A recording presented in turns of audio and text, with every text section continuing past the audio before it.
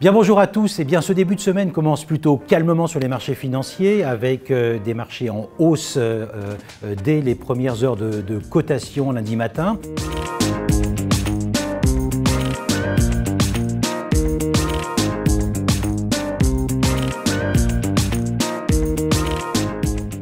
Après le résultat des élections législatives en France, qui avait quand même pas mal stressé les marchés la semaine dernière, même si depuis le milieu de la semaine passée, les marchés avaient commencé à anticiper qu'il n'y aurait pas de majorité absolue d'un côté ou d'un autre à l'Assemblée nationale française. Et donc c'est ça qui avait rassuré les marchés. Donc nous assistons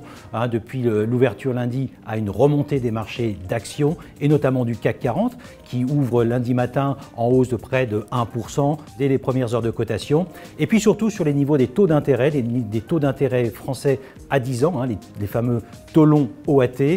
des emprunts français, qui continuent à baisser sur des niveaux qui redeviennent finalement plus cohérents avec la situation du moment.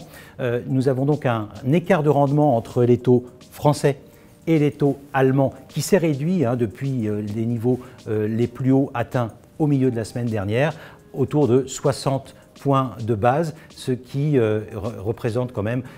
une réduction de près de 20 points de base par rapport au plus haut de la semaine dernière. Donc des marchés rassurés pour le moment. Il n'en reste pas moins que cet été, les investisseurs devront maintenant surveiller l'évolution de la situation politique en France, car beaucoup de questions restent encore en suspens, notamment la nomination d'un Premier ministre et de quelle manière le pays pourra-t-il être géré, sachant qu'aujourd'hui, l'ensemble des analystes laissent entendre que le pays sera difficilement gouvernable dans ces conditions. Donc il restera probablement encore pas mal de volatilité à venir sur les marchés pendant l'été et c'est quelque chose qu'il faudra surveiller de très près. Je pense également que les investisseurs désormais vont pouvoir tourner d'une certaine manière la page de ces élections françaises et se tourner à nouveau vers la croissance américaine qui montre des signes d'affaiblissement très prononcés depuis quelques jours ou quelques semaines et également les élections américaines qui vont commencer et qui ont déjà commencé à devenir un sujet très important pour les marchés financiers.